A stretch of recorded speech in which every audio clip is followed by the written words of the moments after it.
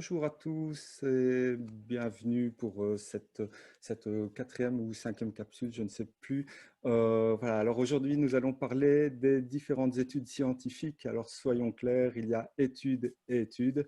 Alors elles peuvent porter sur des choses très différentes. Prenons le cas du Covid-19, parmi la multitude d'études qui circulent. Certaines se penchent sur l'étude des symptômes et d'autres sur l'efficacité potentielle du traitement, et ce, in vitro, pardon, ou sur de vrais patients. De façon générale, toutes les études ont des biais. Reste à savoir s'ils sont nombreux et dans quelle mesure ils influent sur les résultats ou s'ils sont clairement exposés et pris en compte par les auteurs. Alors, bonsoir Amine. La première question que je vais te poser, c'est quelle est l'importance de comprendre les niveaux de preuve des publications scientifiques? Bonsoir Cédric et bonsoir tout le monde. J'espère que tout le monde va bien. Donc, les différentes études, en fait, on a un tas d'études ou de types d'études ou de méthodologies pour réaliser une étude, mais on a, enfin, des études, mais on a globalement plusieurs types d'études qu'on va voir un petit peu plus tard. Mais l'importance, en fait, des études réside déjà dans la compréhension de qu'est-ce qui est prouvé par cette étude ou qu'est-ce qui est étudié par cette étude, donc l'objectif de l'étude. Donc ça, c'est un point clé à comprendre. Maintenant, pourquoi faut-il distinguer les types d'études et leur niveau de preuve? Parce qu'aujourd'hui, et donc ça, c'est pas, on n'a pas besoin d'être médecin ou scientifique pour le savoir. Vous avez des études qui disent ou qui soutiennent une thèse et vous avez d'autres études qui s'en tiennent l'antithèse, donc exactement le contraire. Et donc l'importance de comprendre les niveaux de preuve des différentes études, c'est justement de pouvoir distinguer quelle est l'étude qui a la plus forte le plus fort niveau de preuve et quelle est l'étude qui va, disons, avoir des biais, comme tu l'as bien fait remarquer, ou quelle est l'étude où dont la méthodologie n'est pas bien construite. Donc, c'est ça le plus important. Donc, alors, ici, bien entendu, puisque c'est une capsule vidéo destinée au grand public, ça ne sera pas, vous ne trouverez pas des notions très poussées sur la méthodologie de la recherche, etc. Ça sera juste vraiment les notions de base et une petite initiation à ce que pourrait être la méthodologie de la recherche. Justement, tu nous parles des bases. Commençons par le début. Quels sont les différents types d'études? Alors, les différents types d'études qu'on a globalement, bon, on en a plus que ça, mais je ne vais pas vous embêter avec enfin, des noms ultra spécialisés. Donc, ce qu'il faut retenir, c'est premièrement des revues systémiques, ou ce qu'on appelle, ou plutôt dont on a un type qui se dégage et qui est très très connu, qui est la méta-analyse. Donc, quand on dit revue systémique, c'est un groupe d'études statistiques dont un type très connu et très utilisé et très apprécié par les chercheurs, qui est la méta-analyse. Alors, ça sert à quoi? Ça sert tout simplement à prendre ce qu'on va voir juste après, donc des essais cliniques, qui sont des études cliniques faites sur l'humain. Et donc, on va prendre plusieurs essais cliniques sur un sujet ou une thématique donnée, admettons, disons, l'effet du zinc sur les maladies virales, par exemple. Et puis, on va prendre un tas d'études cliniques ou d'essais cliniques et on va les traiter statistiquement pour sortir un échantillon plus grand et puis pour avoir ou pour pouvoir traiter un petit peu ces essais cliniques qui sont parfois contradictoires. On trouve certains essais cliniques qui disent OK, le zinc, il est intéressant dans le cas de telle maladie virale, le zinc, il n'est pas aussi intéressant. Nous, dans notre laboratoire, on avait testé le zinc sur tel nombre de patients, ceci, cela, et ça a donné tel résultat. Donc, on a des essais cliniques ou des études cliniques qui ont des résultats un petit peu différents. Et à ce moment-là, on doit faire une analyse statistique qu'on va appeler méta-analyse ou revue systémique plus généralement, ce qui va donner une conclusion sur ce que vont dire ces différents essais cliniques. Alors, il y a un truc très intéressant avec les méta-analyses, c'est que on va prendre les différents essais cliniques qui existent et on ne va pas les prendre directement pêle-mêle, on va choisir en fonction de la méthodologie. Donc, on va choisir, on va opérer une sélection dans les essais cliniques en fonction de la qualité méthodologique des différents essais cliniques qui ont été pris dans la méta-analyse. Et puis, on va prendre les meilleurs et on va les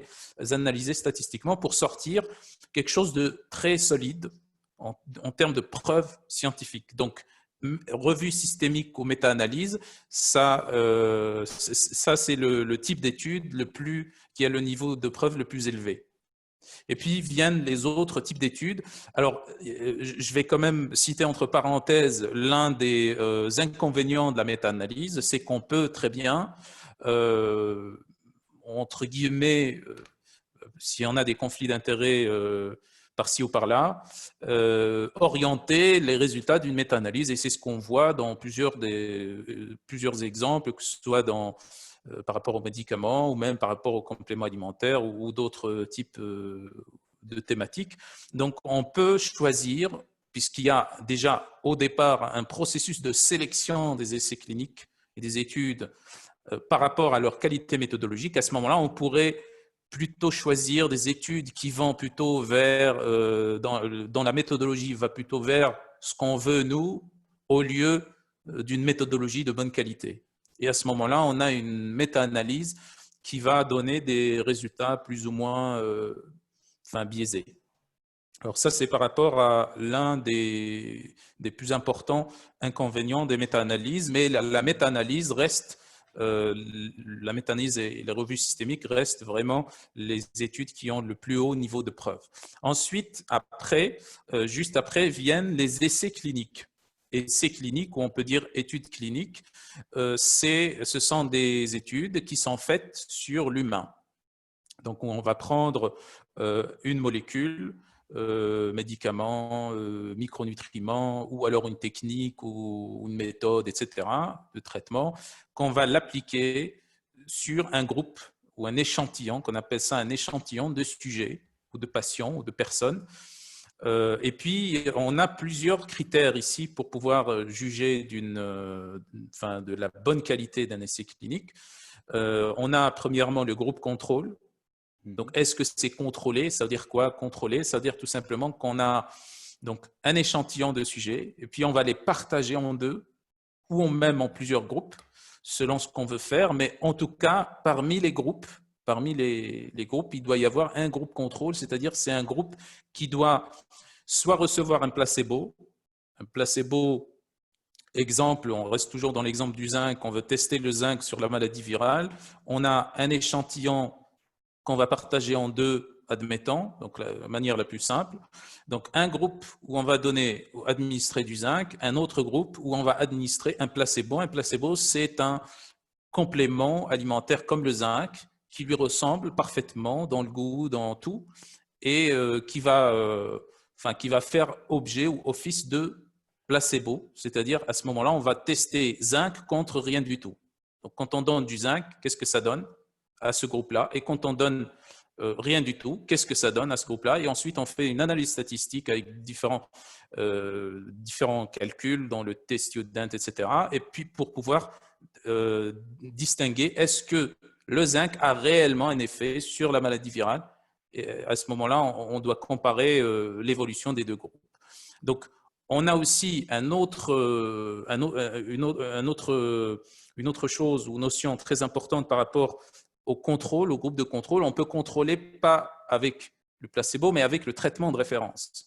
Puisque si on a déjà des maladies virales, par exemple, telle maladie virale, Covid-19 par exemple, si on a un traitement de référence, ce qui n'est pas le cas pour le Covid-19, à ce moment-là, on donne au groupe contrôle le traitement de référence et on donne à l'autre groupe, le groupe expérimental, la molécule qu'on veut tester, zinc par exemple. Et on compare et on voit est-ce qu'il y a une différence ou pas. Et donc, dans cette méthodologie-là, le groupe contrôle par traitement de référence est plus important en termes de niveau de preuve que le groupe contrôle par placebo. Donc, je répète, on a des études cliniques qui pourraient avoir un groupe contrôle ou pas. Donc, s'il n'y a pas de groupe contrôle, c'est vraiment une étude de très mauvaise qualité. Les résultats ne sont pas à prendre en compte. Maintenant, s'il y a un groupe contrôle, est-ce que ce groupe contrôle a reçu un placebo ou est-ce qu'il a reçu un traitement de référence? S'il a reçu un traitement de référence, c'est-à-dire que l'étude, elle est meilleure méthodologiquement qu'une autre étude qui a été faite avec un groupe contrôle qui a reçu un placebo. Donc ça, c'est par rapport au groupe contrôle. Donc on est toujours dans les essais cliniques, donc études chez l'humain. Donc ensuite, on a la randomisation. Et donc dans la randomisation, c'est en réalité, comme on a dit, on a un échantillon de sujets sur lequel on va faire l'étude. Et donc cet échantillon doit être divisé en groupes. Donc, groupe expérimental, groupe contrôle, ou alors plusieurs groupes expérimentaux plus groupe contrôle. Assigner chaque sujet à un groupe, ça peut être fait de manière par une randomisation, par une semi-randomisation, où la randomisation, c'est le fait de prendre aléatoirement, donc d'assigner aléatoirement les sujets à tel groupe ou tel groupe, de manière complètement et totalement aléatoire. Okay? Donc là, lorsqu'on a un essai clinique où la randomisation est complète, lorsqu'on a une randomisation complète et que c'est que les groupes ont été complètement randomisés, à ce moment-là, on a un niveau de preuve supérieur, intrinsèquement supérieur, à une étude ou un essai clinique qui a été fait par semi-randomisation ou dans lequel il n'y a pas eu de randomisation du tout. Alors, la randomisation, parfois, c'est compliqué. Parfois, on est obligé de se restreindre à une semi-randomisation. Parfois, dans certains cas, je ne vais pas détailler ici, mais dans certains cas, on ne peut pas faire de randomisation dans certains types d'études. Okay? Mais dans tous les cas, si on a maintenant un essai clinique qui est contrôlé par traitement de référence avec une randomisation complète, à ce moment-là, on a un essai clinique d'excellente qualité. Et on peut rajouter à cela un troisième critère pour les essais cliniques, et c'est le dernier, on va s'arrêter là pour les essais cliniques, c'est l'aveugle. Est-ce que c'est une étude ouverte? Est-ce que c'est une étude en aveugle, en double aveugle ou en triple aveugle? Alors, quand on dit étude ouverte, c'est toujours par rapport, en réalité, par rapport au placebo ou par rapport au traitement de référence. Est-ce que le patient ou le médecin ou l'expérimentateur, est-ce qu'ils savent qui est le sujet qui a pris le placebo et qui est le sujet qui a pris le traitement qu'on veut tester? Alors, si tout le monde sait qui a pris quoi, c'est une étude ouverte. On dit étude ouverte et c'est une étude qui a c'est une étude clinique qui a un faible niveau de preuve. Maintenant, si l'étude est en aveugle, à ce moment-là, c'est uniquement le patient qui ne sait pas qu'est-ce qu'il a pris. Est-ce qu'il a pris le placebo ou le traitement qu'on veut tester? Si c'est en double aveugle, le patient ne sait pas, mais l'expérimentateur non plus, il ne sait pas. Si c'est en triple aveugle, à ce moment-là, c'est le patient, l'expérimentateur et le soignant qui n'en savent rien.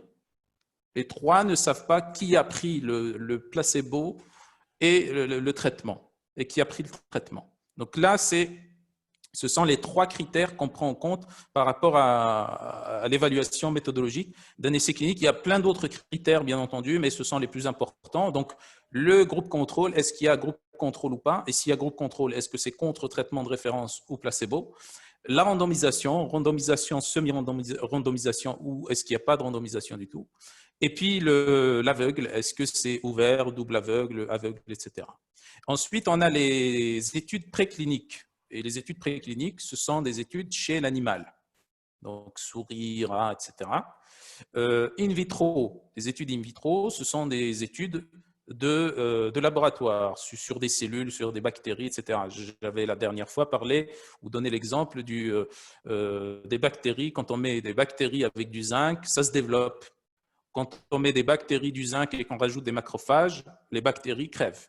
Pourquoi? Parce que les macrophages vont prendre tout le zinc qu'il y a et vont limiter la quantité de zinc qui va rentrer dans les bactéries. Et donc ça, c'est une étude ou disons une idée d'un protocole d'étude in vitro. Alors, juste pour résumer jusque-là, Donc, jusque-là, on est dans des études expérimentales. Donc, on a les revues systémiques avec méta-analyse, très haut niveau de preuve. Ensuite, essais cliniques avec les 3 critères qu'on avait cités. Ensuite, études précliniques, donc études cliniques chez l'animal.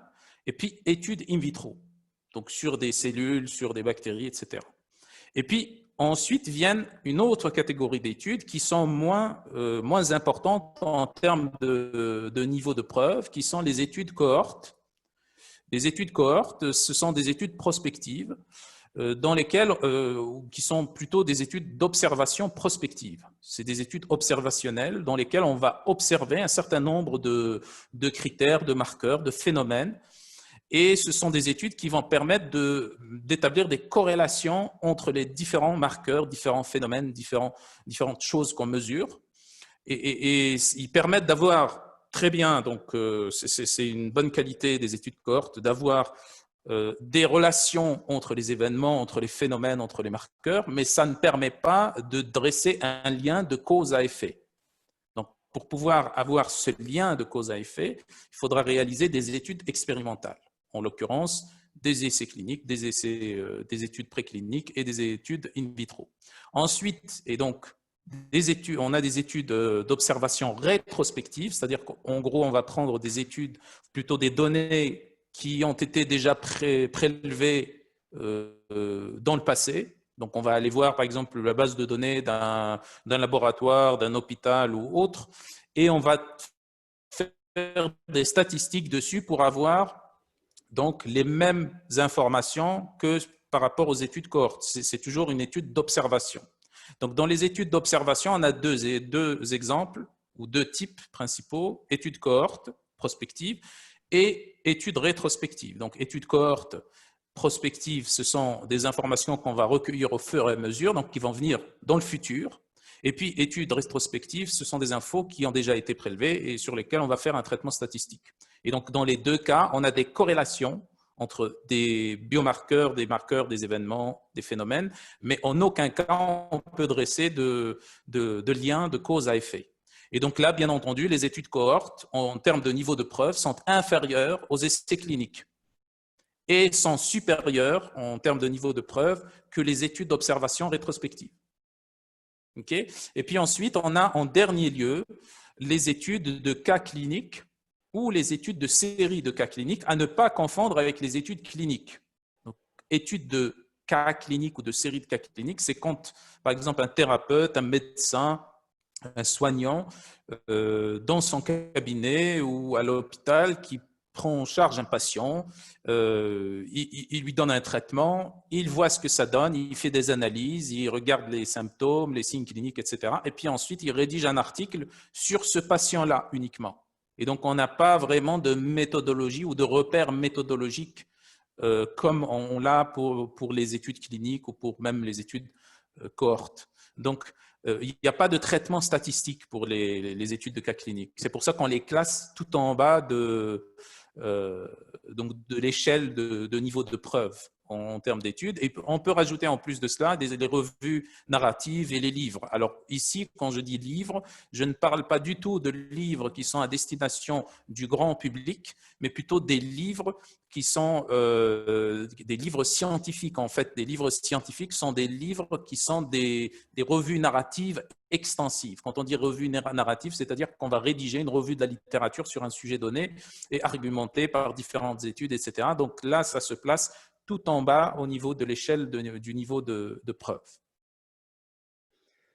Merci pour ces explications. Alors, on sait qu'il y a toujours des contradictions dans tout et encore plus dans les études. Comment est-ce qu'on peut statuer et s'y retrouver par rapport à des études contradictoires?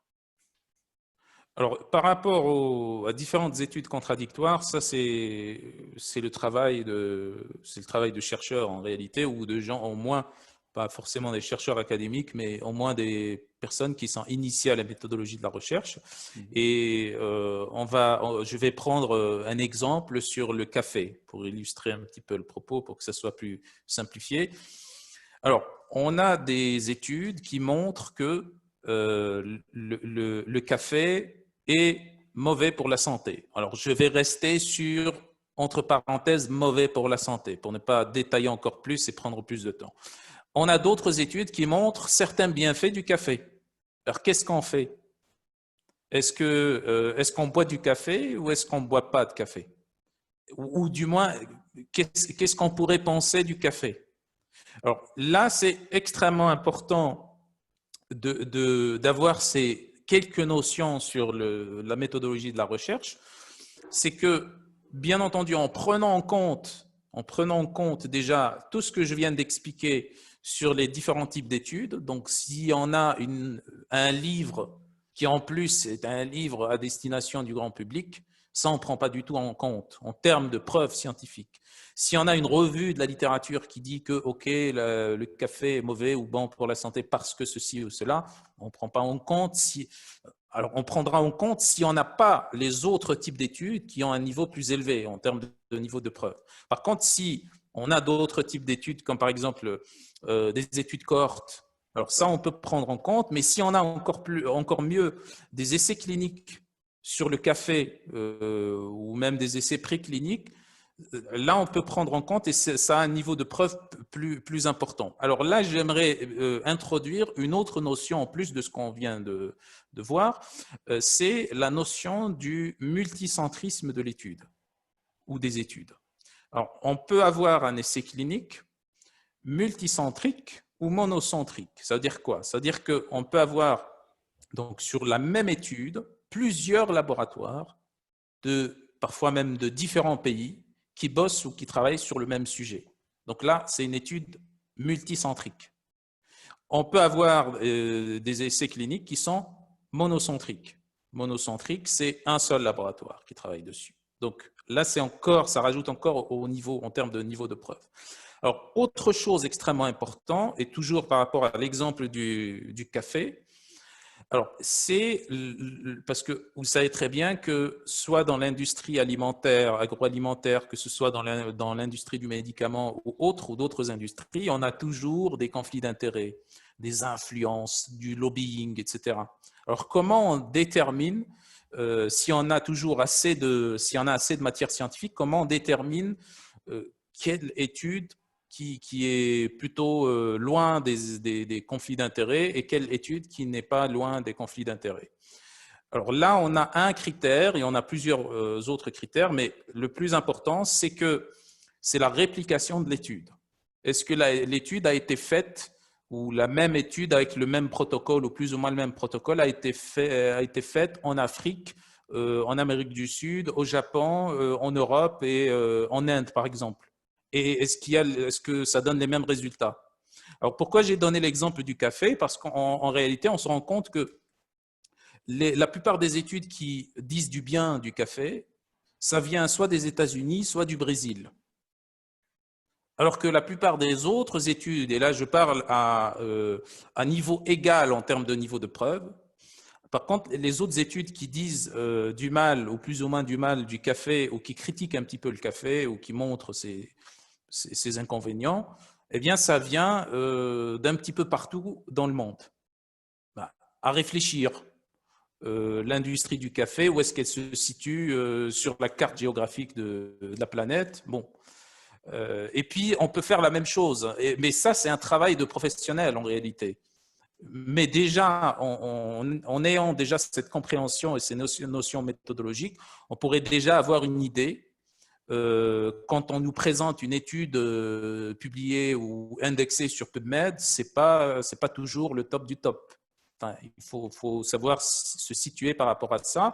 Et si on a le temps, et puis un petit peu l'expérience, on peut aller fouiner sur les bases de données et voir un petit peu telle thématique, qu'est-ce que les différentes études disent de telle thématique et quelles sont les études les plus intéressantes en termes méthodologiques, selon ce que je viens d'expliquer, et puis surtout, quels sont où est-ce qu'elles sont publiées? Est-ce que c'est uniquement dans une région du monde ou est-ce que c'est dans différents pays où c'est publié? Donc ça, c'est un critère extrêmement important, mais ce critère, on ne peut pas l'appliquer lorsqu'on n'a pas beaucoup de données sur un sujet donné. si on a uniquement quelques données, quelques études qui sont publiées, ou uniquement une seule équipe de recherche qui travaille sur le sujet, ou quelques équipes de recherche, on ne va pas pouvoir le faire. Mais dans l'absolu, sur les questions les plus importantes actuellement que se posent les gens ou le grand public en général, on a des questions par rapport au lait, par rapport au café, par rapport au gluten, par rapport à différents sujets. Ces sujets-là, on a assez de matière scientifique pour pouvoir statuer sur leur plus ou moins nocivité ou plus ou moins intérêt. Oui, alors on remarque malgré tout que malgré ça, on a vraiment les pour et les contre, hein. Je pense spécifiquement au lait et spécifiquement au gluten. Et pourtant, les études sont là. Et c'est vrai qu'aller lire des études, c'est quasi un boulot à temps plein. Je veux dire que Tout à fait. ça demande beaucoup de temps et inévitablement de l'énergie, en tout cas dans la compréhension. Et justement, ouais, je voulais parler pour une dernière question, euh, savoir ce que tu penses des contradictions des résultats par rapport aux études sur le Covid-19. Alors, disons, les études sur le Covid-19 ou même le débat, la polémique Mm. sur le Covid-19 et surtout sur le traitement du Covid-19 ou les traitements supposés, ça a apporté au débat scientifique quelque chose de très intéressant puisque d'un côté, on a eu des scientifiques, donc des spécialistes dans la recherche fondamentale ou même dans la recherche clinique, mais qui sont uniquement des scientifiques, voire même d'autres personnes qui viennent s'intégrer ou se rajouter au débat malgré qu'ils ne sont pas des spécialistes de la question. Et puis, on a de l'autre côté des cliniciens. Des cliniciens, bien entendu, qui font aussi de la recherche, mais qui sont des cliniciens avant tout des médecins. Et donc, ça a apporté quelque chose de très intéressant donc, à ce débat sur le Covid-19, mais surtout aussi à la méthodologie de la recherche, puisque si, je ne sais pas si certains d'entre vous ont déjà suivi un petit peu l'actualité sur ces polémiques-là, vous avez d'un côté le professeur Raoult avec l'équipe de Marseille qui disent que les essais cliniques, on ne peut pas les appliquer dans de telles conditions. Donc, les essais cliniques, du moins par les critères définis par l'industrie pharmaceutique, parce que c'est l'industrie pharmaceutique qui a mis au point donc toutes ces informations et toute cette classification, ce qu'on appelle le Based Evidence Medicine ou la médecine par la preuve. Donc, c'est une méthodologie qui a été mise en place au départ par l'industrie pharmaceutique pour pouvoir tester des médicaments. Alors, c'est une méthodologie très solide qui donne des résultats très, très intéressants en termes de preuves scientifiques, mais qu'on ne peut pas appliquer tout le temps, dans toutes les conditions, et notamment dans l'exemple du Covid-19, de la pandémie Covid-19, ben, on a une nouvelle maladie ou un nouveau virus qui apparaît, dont on n'a pas du tout, ou très peu en tout cas, d'informations. On n'a pas de traitement ni de vaccin, rien du tout. Et puis, qu'est-ce qu'on doit faire à ce moment-là? Est-ce qu'on doit... c'est une question d'éthique médicale aussi, hein, une question méthodologique de fond. Est-ce qu'on doit prendre un groupe de patients malades et sur lesquels on va tester le traitement potentiel, en l'occurrence ici par exemple la chloroquine ou chloroquine, azithromycine, et puis les autres, on leur donne rien du tout, ou alors qu'est-ce qu'on leur donne à ce moment-là? Puisqu'on sait uniquement qu'il n'y a que la chloroquine ou ce traitement-là qui pourrait fonctionner. Donc on donne à un groupe expérimental donc, ce traitement qui pourrait fonctionner potentiellement, et les autres, on ne leur donne rien. Et puis on teste et on attend les résultats, etc., etc., etc. Est-ce qu'on devrait faire ça? Et à ce moment-là, on a des résultats où les résultats peuvent être très bien négatifs, hein. Ça peut être, OK, la chloroquine ne fonctionne pas. Ou alors, qu'est-ce qu'on fait? On traite tout le monde, on soigne tout le monde, et puis on fait une étude comme ça, sans groupe contrôle. Sans contrôle, ni par placebo, ni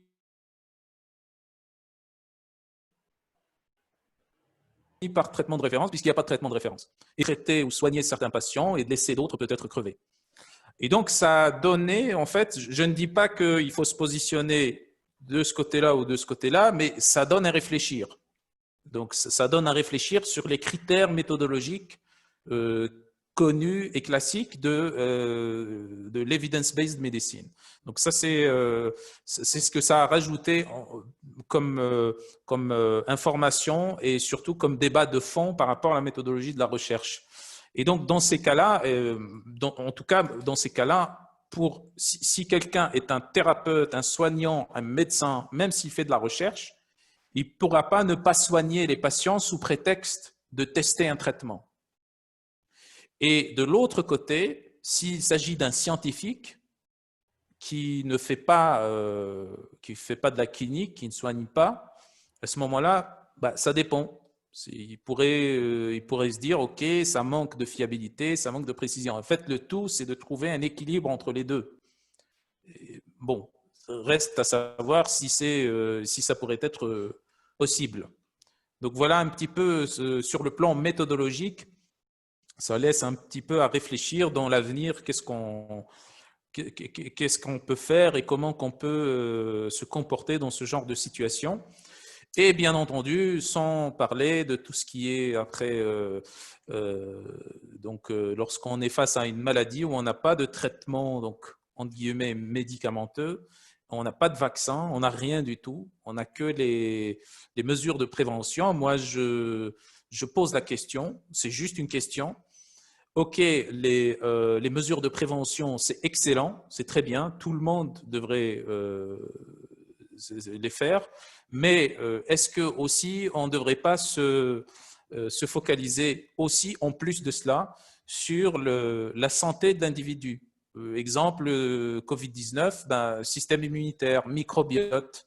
C'est ce que d'ailleurs on avait fait, on avait publié, moi et d'autres collègues de la SOFNA et d'autres collègues internationaux, l'étude sur le Covid-19. C'est une revue de la littérature qui a été publiée. Alors, on trouve beaucoup de revues de la littérature par rapport au Covid-19 parce qu'on n'a pas beaucoup de données scientifiques et les expérimentations sont assez compliquées à faire, etc. Donc, il faut avoir des moyens, etc. Donc, c'est une revue de la littérature je parle de la première parce qu'il y a eu une deuxième étude sur uniquement les micronutriments. Donc, la première étude où on étudie la stratégie individuelle que ce soit par rapport au traitement ou par rapport à la prévention.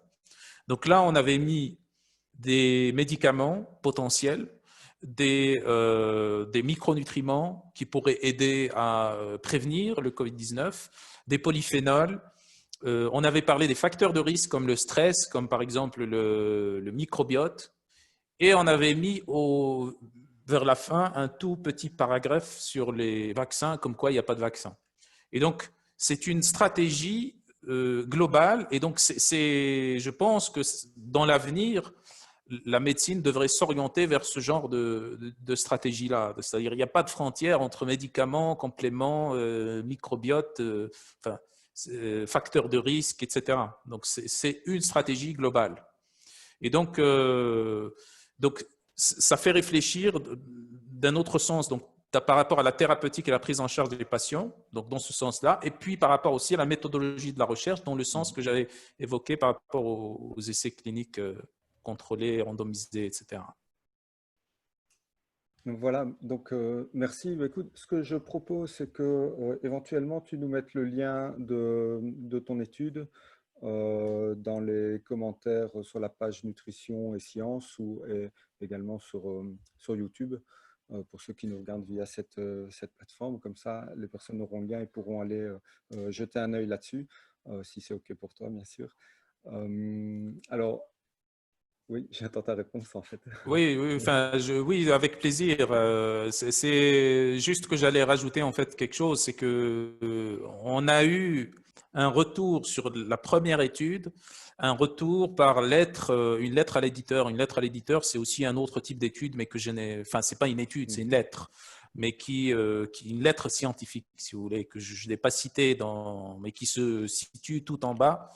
C'est une lettre en fait pour protester ou pour corriger certaines choses, ou enfin par rapport à, et donc qui a été publié par deux Américains, dont un enfin qui est consultant dans une boîte pharmaceutique que je ne citerai pas le nom ici, et donc qui ont critiqué un petit peu enfin, la stratégie, etc. Donc je pense que la stratégie ne leur plaît pas, parce que ben, le fait de parler du microbiote, des médicaments et de micronutriments, de polyphénols et de vaccins dans la même étude, ça crée un bug un petit peu.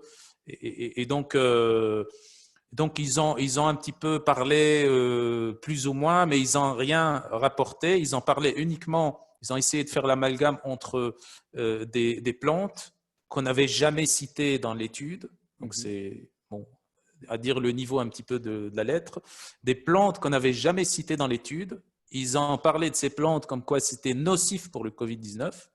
Et ensuite, ils parlent directement de notre étude. C'est pour faire le lien, alors qu'il n'y a aucun lien en réalité. Quand vous allez voir l'étude, il n'y a rien sur ces plantes-là. Et donc voilà un petit peu, il y a encore un petit peu de résistance là-dessus.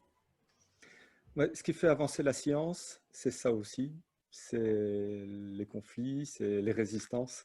Et voilà, donc je pense que c'est quelque chose d'intéressant en tout cas d'avoir des contradictions de temps en temps pour aller chercher encore plus loin et pouvoir prouver éventuellement.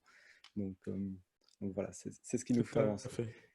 Donc, mais voilà, merci pour toutes ces explications. Nous concernant, ben, on vous donne rendez-vous la semaine prochaine. La semaine prochaine, nous allons parler, on fera le lien évidemment avec les études justement, et ces fameuses études sur la supplémentation en vitamine D, journalière, hebdomadaire ou mensuelle.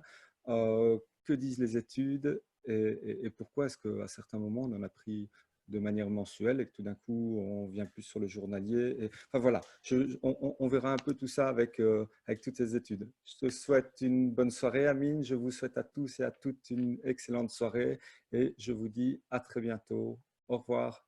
Merci, au revoir.